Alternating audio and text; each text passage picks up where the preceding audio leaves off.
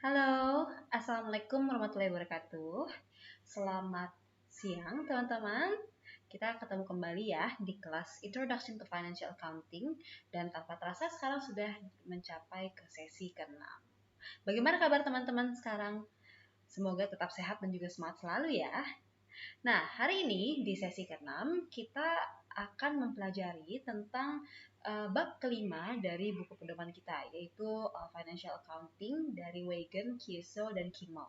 Dan di bab kelima ini akan dibagi menjadi dua sesi, yaitu pertama di sesi ke-6, yaitu tentang pencatatan untuk merchandise operations, yaitu untuk perusahaan merchandising berdasarkan perpetual inventory system. Dan nanti di sesi ke-7, yaitu di sesi minggu depan, adalah berdasarkan dengan periodic inventory system. Nah, apa itu perpetual dan periodic inventory system? Kita akan pelajari bersama-sama di kedua sesi ini. Untuk itu, mari kita langsung mulai saja membahas tentang materinya terlebih dahulu ya, sebelum kita masuk ke latihan soal seperti biasa. Oke, chapter 5, Accounting for Merchandise Operations. Nah, sebenarnya yang sudah kita pelajari dari sesi 1 hingga ke-5 sebelumnya itu akan kita gunakan sepenuhnya pada sesi kali ini. Dan boleh saya bilang kalau perpetual inventory system ini mirip dengan yang sudah kita lakukan dalam hal jurnalisasi transactions, yaitu khususnya pada sesi ketiga kemarin. Jadi sekarang ini lebih ke arah mengulang dan juga ada hal-hal baru, yaitu seperti misalnya pencatatan untuk purchase, juga pencatatan untuk sales, dan bagaimana kalau misalnya dia discount. Kita akan pelajari bersama-sama. Ini ada 5 learning objectives untuk hari ini, yaitu mulai dari apa sih sebenarnya merchandising operations itu, apa saja operations yang ada dalam merchandising company, lalu bagaimana cara mencatat purchase di dalam perpetual inventory system, dan juga mencatat sales atau penjualan di bawah perpetual inventory system, dan yang keempat adalah seperti yang telah kita pelajari di sesi kelima, yaitu bagaimana kita mengkomplitkan atau menyelesaikan accounting cycle di merchandising company. Dan yang terakhir adalah bagaimana kita mempersiapkan financial statements. Nah, khusus untuk sesi ini, financial statements yang kita persiapkan hanya sampai kepada laporan laba rugi saja atau income statement saja. Pertama-tama kita pelajari dulu, kita pahami terlebih dahulu sebenarnya merchandising operations itu apa sih? Apa itu merchandising company? Mudahnya begini teman-teman, merchandising companies atau perusahaan pedagang itu adalah kalau misalnya bisnisnya perusahaan tersebut adalah untuk membeli dan juga menjual produk. Nah, jadinya kalau kita lihat operating cycles-nya, perbedaannya antara perusahaan jasa dengan perusahaan merchandising adalah di sini kalau jasa yang diperjualbelikan, bukan diperjualbelikan ya, ditawarkan kepada konsumen itu adalah jasa. Ya, seperti misalnya ini kalau kita maintenance mobil, perawatan mobil, lalu kalau misalnya kita dulu ada Go Massage ya, jadi pijitnya itu adalah jasa yang ditawarkan. Jadi tidak ada barang yang tangible atau yang berwujud. Nah, sedangkan kalau misalnya merchandising itu ada barangnya atau tangible produknya itu ada. Jadinya setelah ada cash, kita perlu membeli inventory terlebih dahulu yang nantinya inventory-nya akan diolah dan akan dijual sebagai produk. Nah, penjualannya ini kalau misalnya secara kas, berarti langsung dicatatkan sebagai kas, sedangkan kalau misalnya on account, ya catatannya itu on account istilahnya, itu artinya adalah masih berhutang konsumen kita, maka masuknya kepada account receivable atau piutang.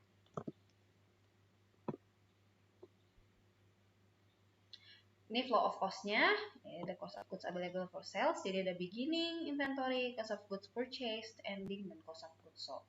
Jadi inventory-nya itu ada dua macam inventory yang bisa digunakan di merchandising company, yaitu perpetual atau periodic inventory system.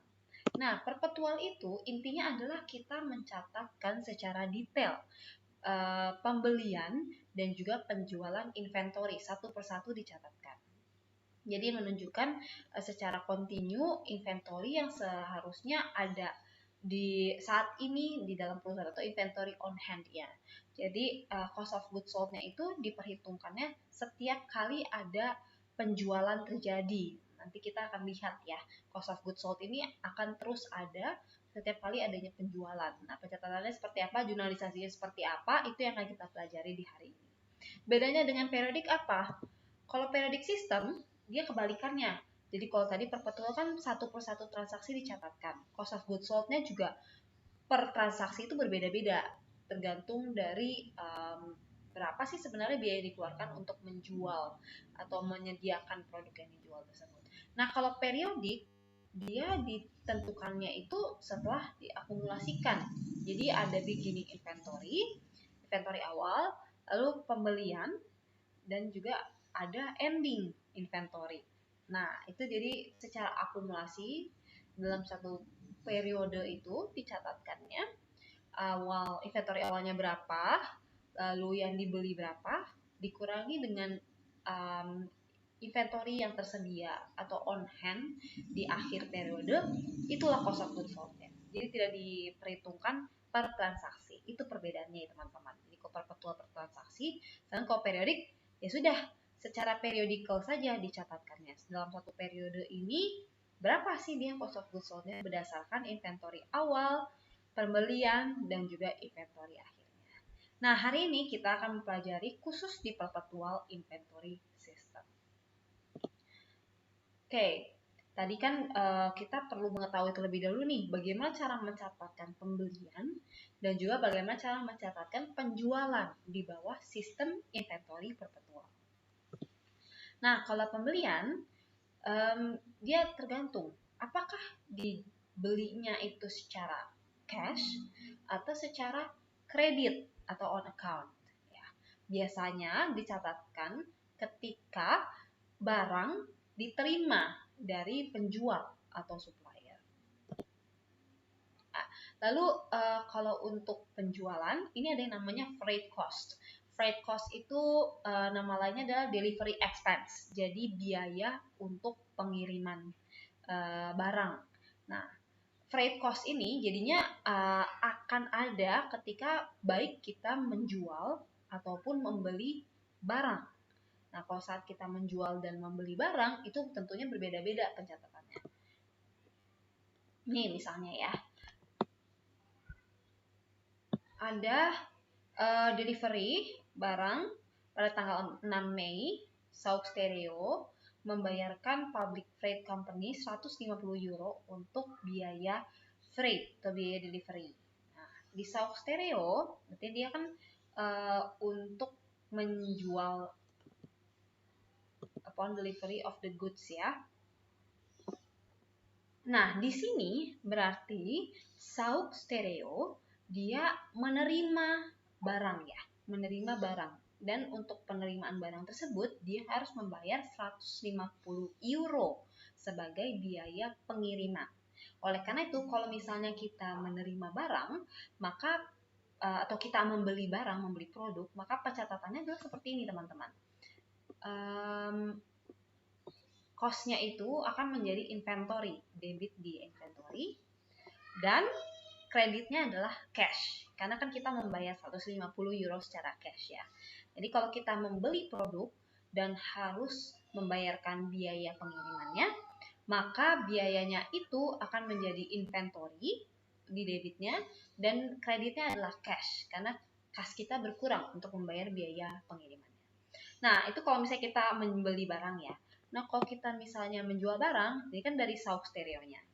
Nah, gimana kalau dari segi si penjualnya? Nah, si penjualnya adalah si PW Audio Supply.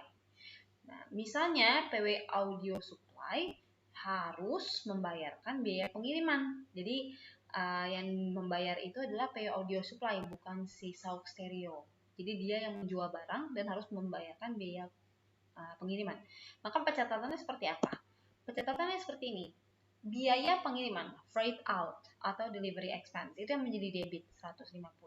Dan sebagai kreditnya adalah cash juga. Jadi bedanya itu ya, kalau kita menjual barang dan biaya pengirimannya kita yang menanggung, maka itu akan menjadi debit di delivery expense atau freight out. Namun kalau misalnya kita membeli barang dan biaya pengirimannya kita yang menanggung, maka debitnya adalah di segi inventory. Jadi bukan delivery expense tapi inventory. Namun kredit untuk freight cost dua-duanya sama, yaitu pada cash. Kecuali pembayarannya on account. Nah, kalau misalnya on account maka kreditnya adanya di dalam account payable. Seperti itu ya teman-teman. Nah, sekarang purchase returns and allowance. Nah, purchase returns ini adalah pembelian. Jadi misalnya kalau kita menjual barang, namun dikembalikan, refund. Kata lainnya refund ya. Refund dari konsumen kita, baik karena barangnya defect maupun kalau tidak. Nah, itu disebut dengan purchase returns and allowances. Lalu bagaimana mencatatkannya? Kalau misalnya purchase returns, saya gini, Sauk Stereo mengembalikan goods seharga 300 euro kepada PW Audio Supply.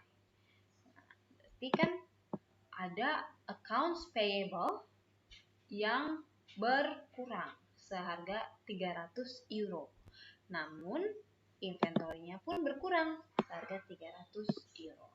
Nah, ini kalau misalnya barang seharga 300 barang yang dibeli oleh Sauk Stereo ini yang di refund itu adalah masih dalam bentuk hutang, jadi belum dibayarkan. Maka account payable-nya pun akan berkurang karena dia akan didiskon dari barang yang telah di refund gitu ya. Dan inventorinya pun berkurang 300. Jadi debitnya di hutang dan kreditnya di inventory senilai yang sama 300 euro. Oke. Nah, kemudian kalau misalnya kita membeli barang dan bisa membayar cash dalam kurun waktu tertentu, maka biasanya ada yang namanya diskon pembelian. Nah, itu credit terms-nya itu berbeda-beda. Misalnya ini ada 2/10 N/30. Maksudnya apa sih 2/10 N/30? Maksudnya begini teman-teman. 2% diskon 2% akan kita peroleh kalau misalnya kita bisa membayar cash dalam 10 hari ke depan. Namun sebenarnya credit terms-nya ini 30 hari. Jadi kalau misalnya dalam 30 hari bisa membayar, tidak ada potongan dan tidak ada penambahan. Nah, kalau misalnya dalam 10 hari bisa membayar, maka ada potongan 2% dari pembelian kita. Nah, kalau 1/10 berarti diskon 1% kalau misalnya dibayarkan selama 10 hari pertama di awal bulan depan, 10 hari pertama pada bulan depan. Ya. Contohnya langsung, misalnya Sauk Stereo membayarkan balance 3.500 euro. Jadi awalnya kan tadi membeli 3.500 euro tapi belum dibayarkan. Dan gross invoice price-nya adalah 3.800 dikurangi dengan purchase returns and allowance tadi ya, ada yang di refund 300 euro. Kayak 3.800. Berapa sih journal entry-nya? Journal entry-nya berarti accounts payable-nya berkurang 3.500. Inventory-nya, nah tadi dia itu terms-nya 2/10 N30 ya. 2/10 N30.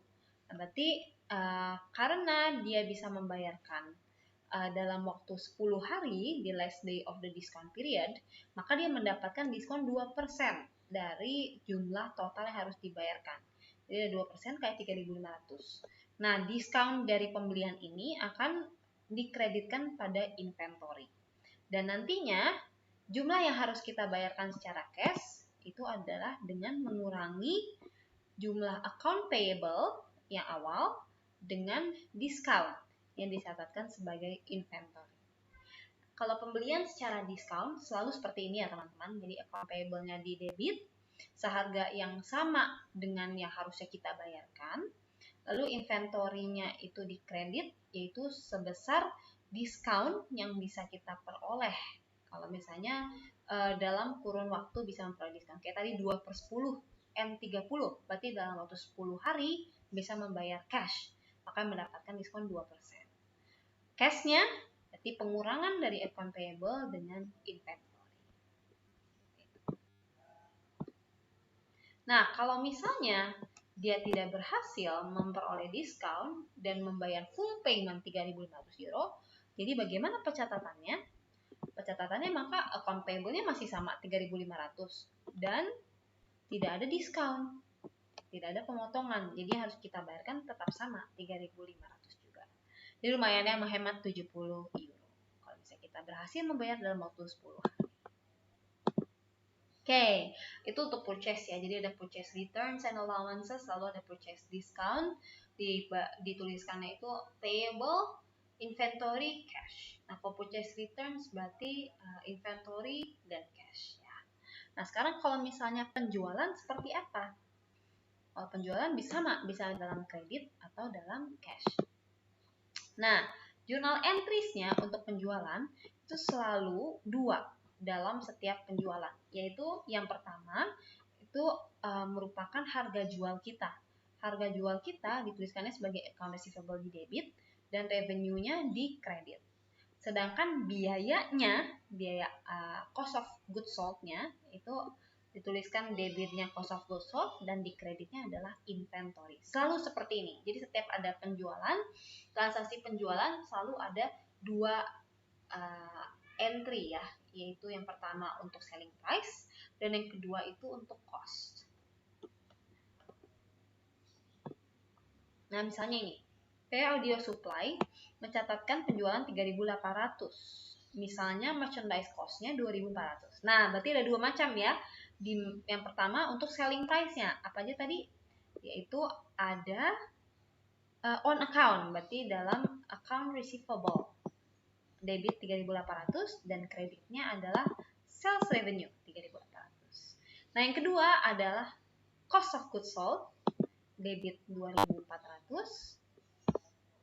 dan satu lagi adalah inventory, kredit 2.400. Nah, kalau misalnya sales returns bagaimana?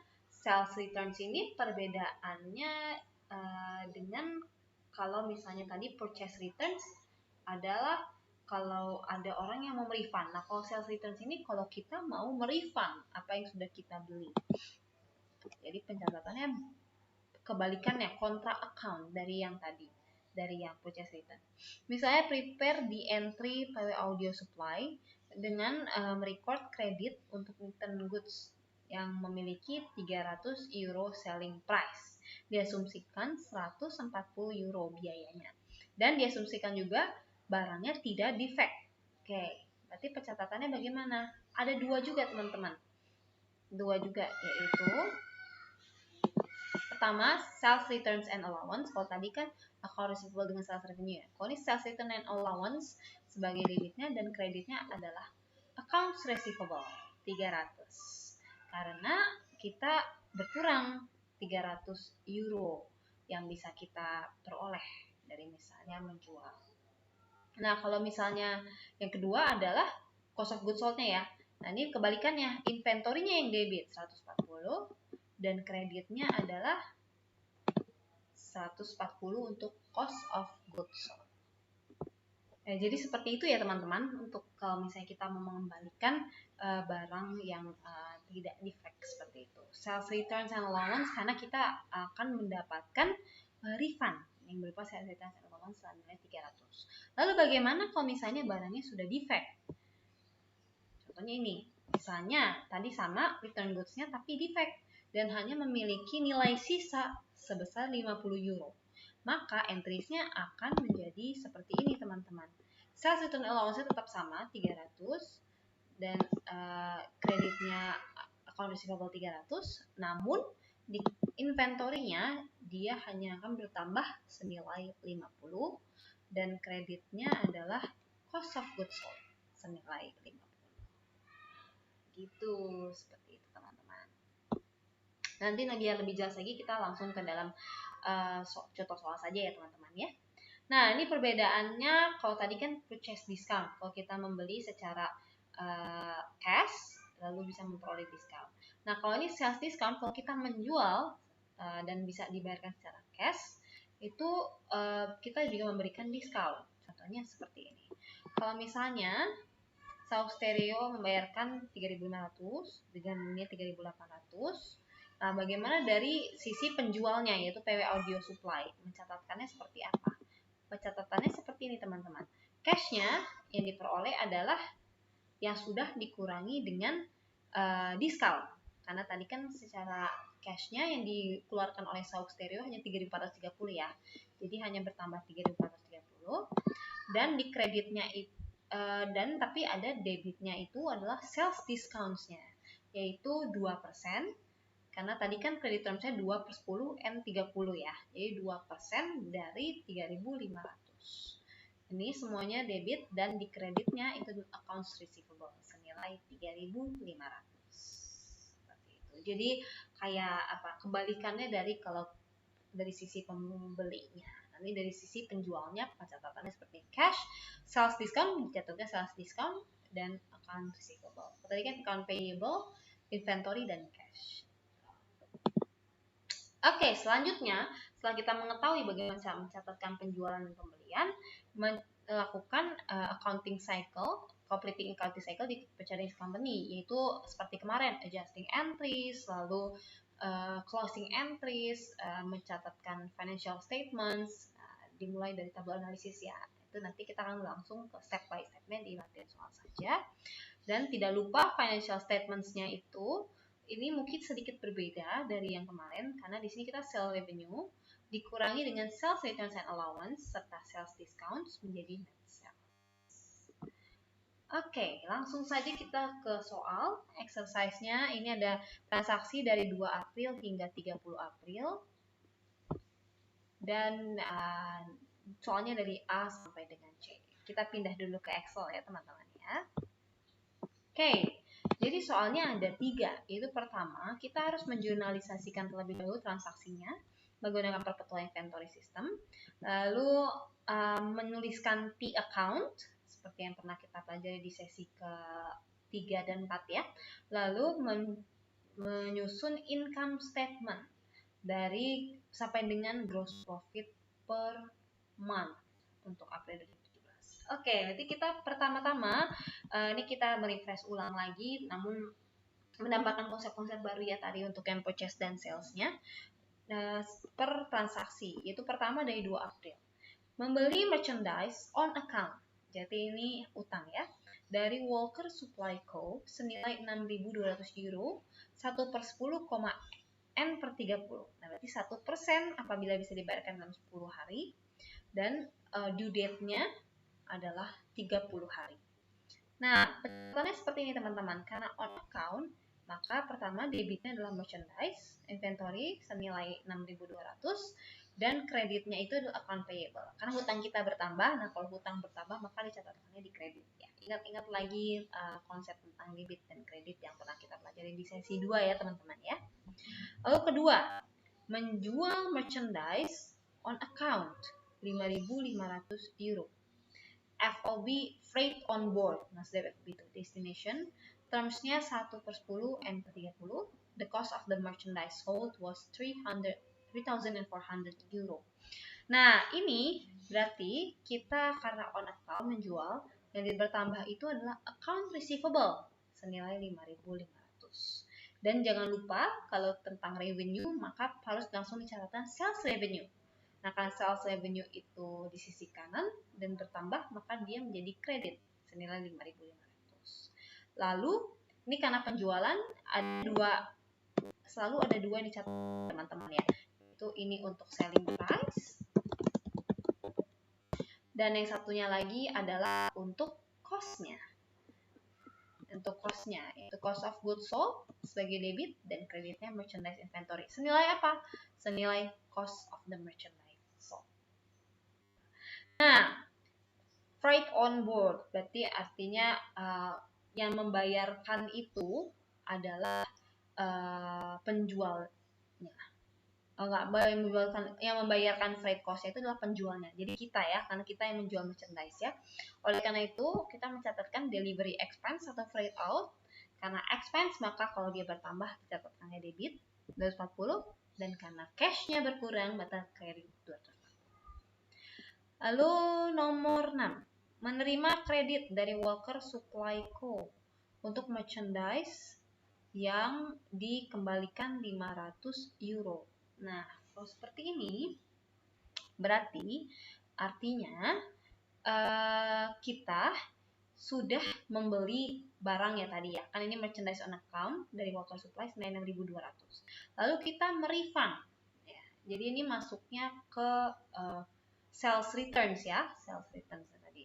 Nah, karena on account dan kita masih on account juga, maka account payable kita akan berkurang 500. Ya, seharusnya kita bayar 6.200, namun karena kita kembalikan barangnya senilai 500, maka akan berkurang 500. Jadi debit 500. Dan inventory kita pun berkurang 500. Seperti itu. Oke, paid Walker Supply Co in full, less discount. Nah, ini artinya kita membelinya dapat purchase discount teman-teman, karena kan tanggal 2 dan dalam 10 hari ya. Nah, ini masih dalam kurun waktu 10 hari. Jadi kita dapat diskon 1%.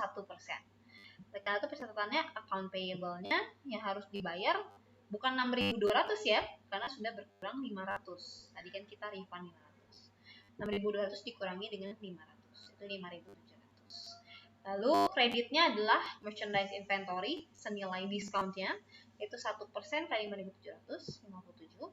Dan cash yang kita bayarkan adalah account payable dikurangi dengan discountnya 5.643, itu di kredit. Oke, nomor 13, menerima collections in full less discounts from customers billed on April 4. Oke, jadi kita ini namanya sales discount karena di tanggal 4 kita menjual merchandise dan customer-nya berhasil membayar di tanggal 13, jadi memperoleh diskon 1%. Jadi pencatatannya cash yang kita terima itu boleh dikosongkan dulu karena kita hitung dulu sebenarnya cashnya harusnya bayarnya berapa sih. Pertama, teman-teman bisa ngerjainnya dari account receivable dulu. Account receivable-nya senilai yang sama, yaitu 5.500, karena tidak ada refund ya tadi ya, tidak ada purchase returns ya. Lalu sales discount-nya berarti 1% dikalikan dari yang seharusnya kita terima 5.555. Jadinya cash-nya langsung mengurangi dari account receivable dengan sales discount. Itu 5.445.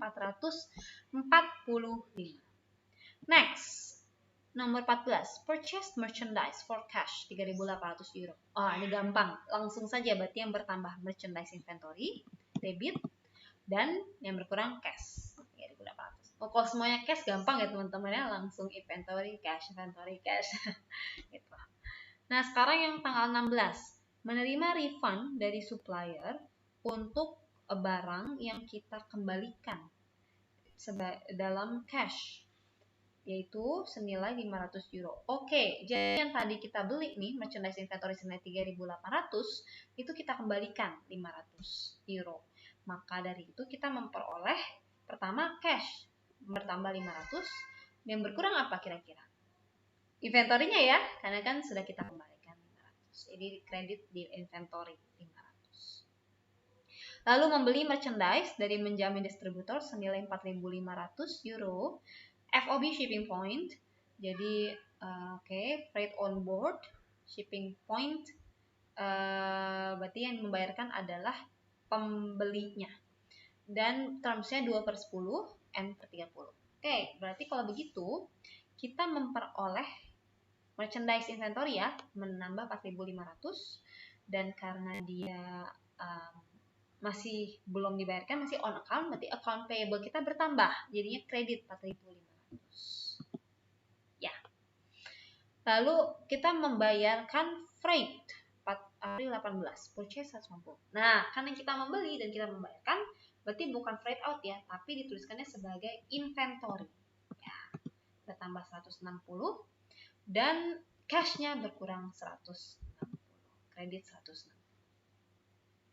Lalu kemudian kita ke tanggal 23, menjual merchandise dengan cash. Oke, 7.400. Merchandise yang dijual memiliki biaya 4.120. Nah, ingat karena penjualan jadi ada dua pencatatan ya, yaitu untuk selling dan juga untuk cost of goods sold-nya.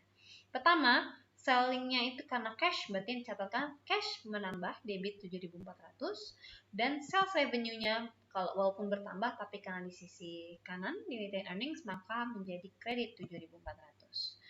Lalu ada lagi cost of goods sold, debit 4.120, dan inventory-nya berkurang 4.120, kredit 4.120. Di tanggal 26 membeli merchandise cash 2.300. Oke, cash lagi. Berarti bertambah merchandise inventory debit 2.300, kreditnya cash 2.300. Tanggal 27 membayar Benjamin Distributors in full less discount. Oke, kita lihat dulu nih. Benjamin Distributors ini kapan kita belinya? Di tanggal 18 ya.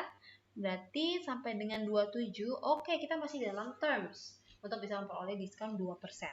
Jadinya ada purchase discount ya. Purchase discount tadi masuknya ke dalam inventory ya. Tipe catatannya pertama account payable-nya berkurang 4.500 ya. Karena ini dari tanggal 18 kita lihat dulu berapa sih 4.500. Lalu cash-nya berapa? Kita harus kurangi dulu dengan diskonnya yaitu 2% kali 4.590. Jadinya cash-nya hanya 4.410. 4.410. Pengurangan account payable dengan purchase discount atau merchandise inventory. Tanggal 29 membuat refund kepada cash customers untuk defective merchandise 90. The return merchandise had a fair value of 30 euro. Oke.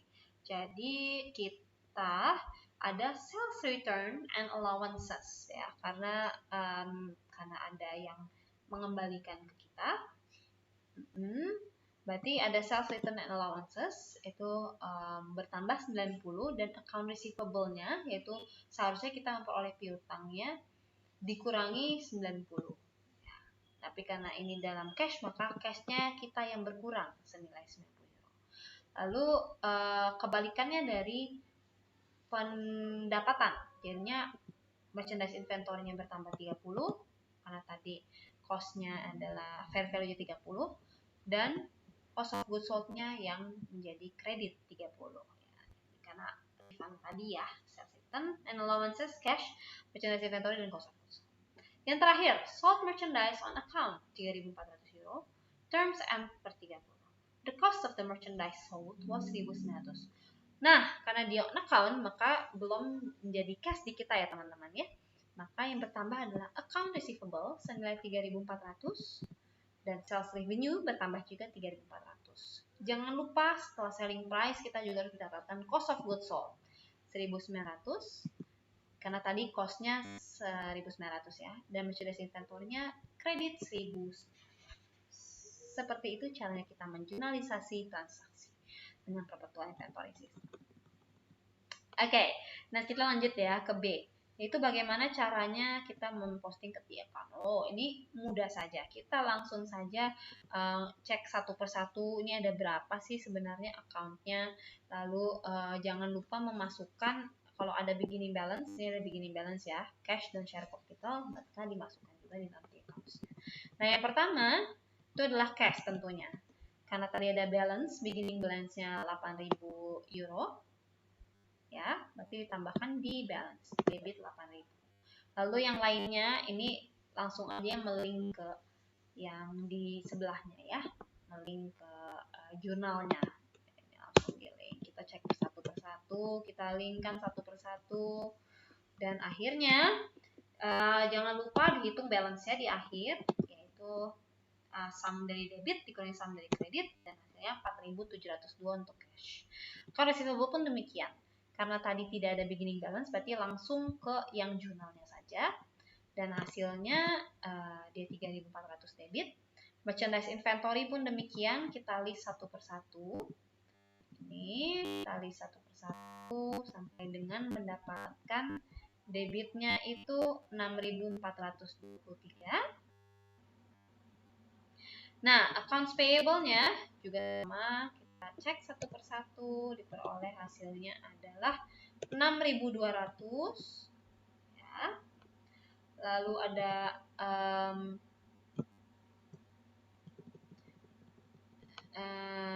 sales revenue. Sales revenue-nya ini dia kredit semua ya. Jadinya 16.300 totalnya. Sales return and allowances debitnya 90. Share capital, nah karena tidak ada di jurnal, maka yang dimasukkan hanya balance-nya saja. Itu ada di soal 8.000 euro. Debit. Lalu sales discount, ini juga sama, dimasukkan yang ada di jurnal. Ya, dari sini ya, dari jurnal. Cost of goods sold juga sama dari jurnal. Akhirnya diperoleh 9.390 dan freight out-nya adalah 240 euro. Oke, jadi kita rangkum aja yang ada dalam jurnal. Kita rangkum dan kita pindahkan kepada posnya masing-masing. Nah, last but not least, kita diminta untuk menyusun income statement sampai dengan gross profit. Nah, tadi caranya adalah sales revenues, yaitu salesnya. Dapatnya dari mana? Ini dapatnya dari account sales revenue, teman-teman. Langsung kita masukkan. Lalu dikurangi sales return and allowances dari mana? Sama dari di account-nya sales return and allowances saja. Sales discount dari di account sales discounts. Ya, dari sini di account-nya. Lalu kita tambahkan dulu nih pengurangannya, sales return allowance dan sales discount. Baru bisa mengurangi sales menjadi net sales. Dan dikurangi cost of goods sold. Cost of goods sold dapat dari mana? Dari di account tentunya. Ya, dikurangi cost of goods sold menjadi gross profit senilai 6.765 euro. Demikian caranya teman-teman. Cukup panjang, namun sebenarnya ini kita mengulang saja yang telah kita pelajari dari sesi 1 sampai dengan 5. Oke, teman-teman, jadi demikianlah yang bisa saya sampaikan untuk materi minggu ini, yaitu tentang accounting for merchandise operations ya, mulai dari awal purchase-nya, bagaimana record-nya, lalu merecording untuk sales transaction seperti apa, sampai dengan kita memperoleh income statement-nya. Untuk berikutnya, silakan teman-teman untuk mengerjakan seperti biasa task untuk minggu ini di problem 52B kalau di buku, ini tentang Norwich Hardware Store. Ini transaksinya lebih pendek dibandingkan yang tadi, jadi seharusnya relatif lebih mudah ya teman-teman. Nah, ini sampai dengan 31. Nah, lalu yang harus dikerjakan apa? Berarti sama, menjurnalisasi transaksi, lalu di account-nya, dan yang terakhir income statement sampai dengan gross profit. Baik teman-teman, sekian yang bisa saya sampaikan hari ini. Terima kasih banyak atas perhatiannya dan juga semangatnya sampai dengan hari ini. Saya mendoakan semoga teman-teman tetap sehat dan juga terus semangat untuk semua keluarga teman-teman juga demikian. Semoga kita diberkahi oleh keselamatan dan juga kesehatan selalu. Akhir kata saya ucapkan terima kasih sekali lagi. Silahkan mengerjakan dan jangan sungkan-sungkan untuk bertanya kepada saya apabila ada kesulitan. Jangan lupa untuk komen di forum dan juga unduh materinya serta nanti mengunggah tas yang sudah dikerjakan. Terima kasih banyak, sampai jumpa di sesi berikutnya dan wassalamualaikum warahmatullahi wabarakatuh.